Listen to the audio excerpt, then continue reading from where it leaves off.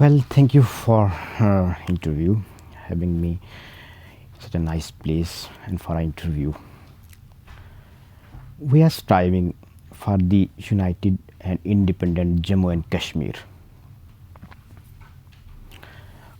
I belongs to a political party, and I am the Secretary Information of United Kashmir People's National Party.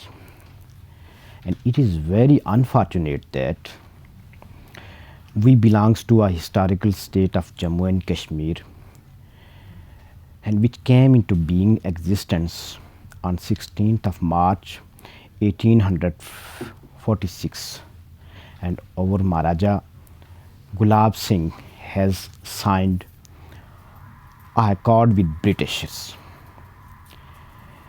So we belongs to a historical state of Jammu and Kashmir, but unfortunately, when Britishers has decided to divide the subcontinent on the religion basis, then our Maharaja Hari Singh has signed a standstill agreement with Pakistan, and certainly a request of standstill agreement with India, but unfortunately, due to attack from Pakistan on 22nd of October 1947, our state has been divided, and we are living under different administration: Indian administration, Pakistani administration, and Chinese as well. So what we want? We want a united and independent Jammu and Kashmir, and we are striving for the unification of whole Jammu and Kashmir. And as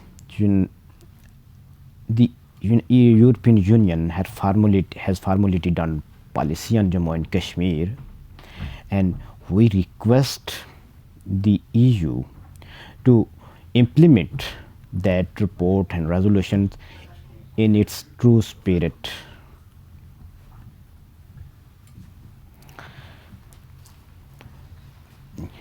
We are expecting from international community to support us for the reunification of whole Jammu and Kashmir.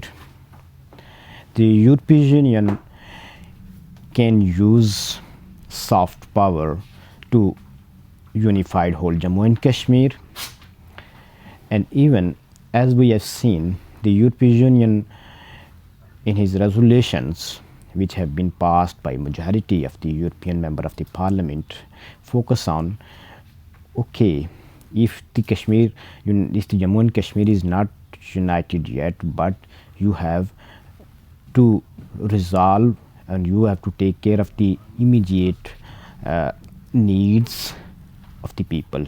You have to respect the human rights, either it's Pakistan or it's China.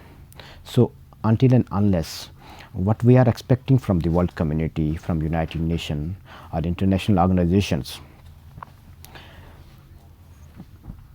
they must link up the international pledges and trade agreements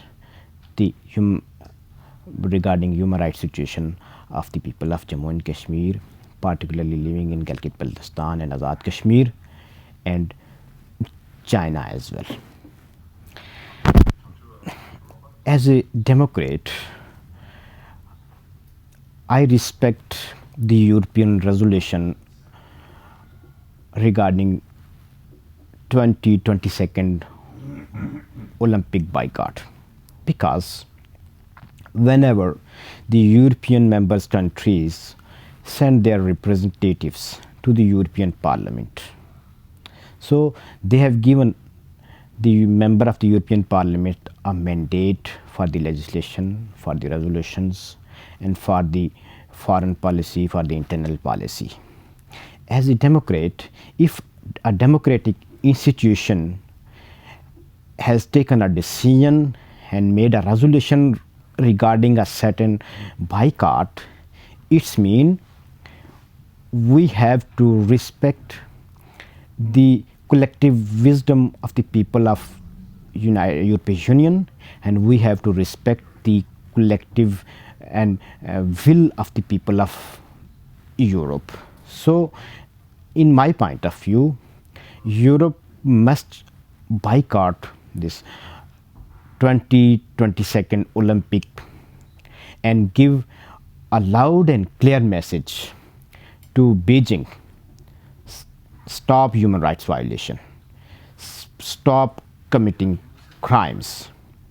You have to ensure the religious freedom. You must ensure the freedom of speech. You must ensure the freedom of expression and release all people who have been in concentration camps. So what I expecting from the Europe or from China, the people who are enjoying the fundamental freedoms in Europe, same is the case. The people who are living under China, they must have a given right to enjoy the fundamental freedoms. And for that, Europe must boycott the EU 2022 European Olympics, because that is very loud and clear message to Chinese Communist Party and the policy makers to stop them for human rights violation. There is no other option left, because when United States boycott the Olympic in Russia in 1980s, when Russia invaded the Afghanistan, that works.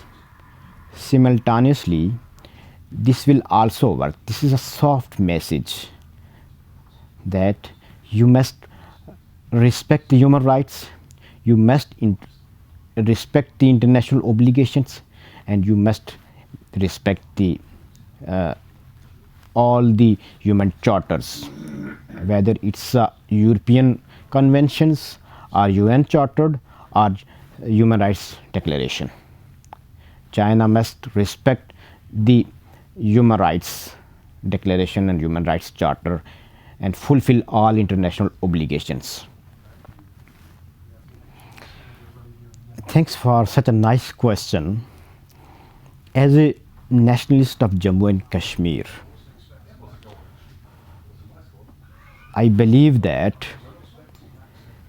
the Jammu and Kashmir belongs to the people of Jammu and Kashmir, and their national natural resources also belongs to Jammu and Kashmir.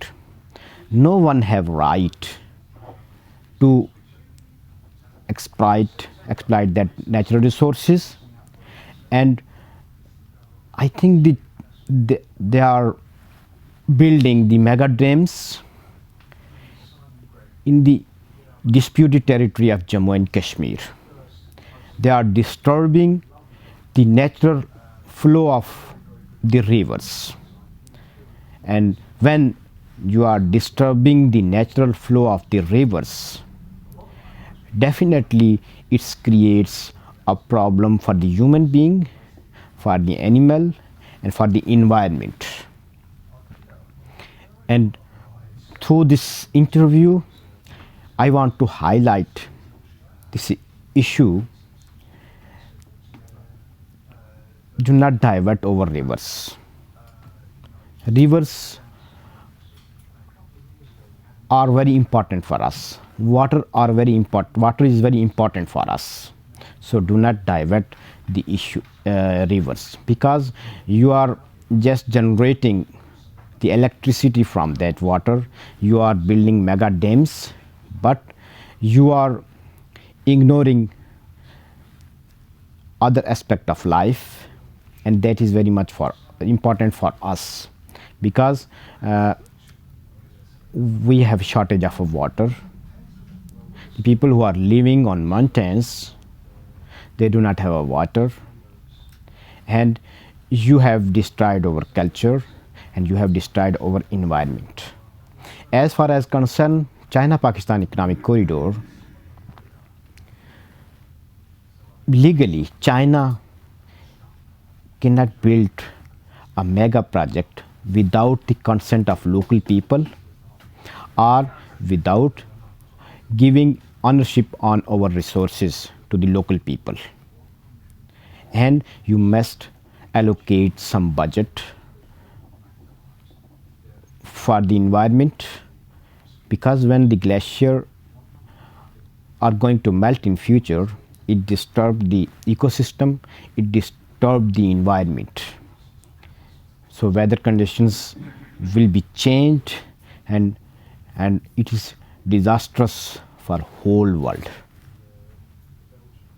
Thank you very much for your contribution and answering to all our questions. You are welcome.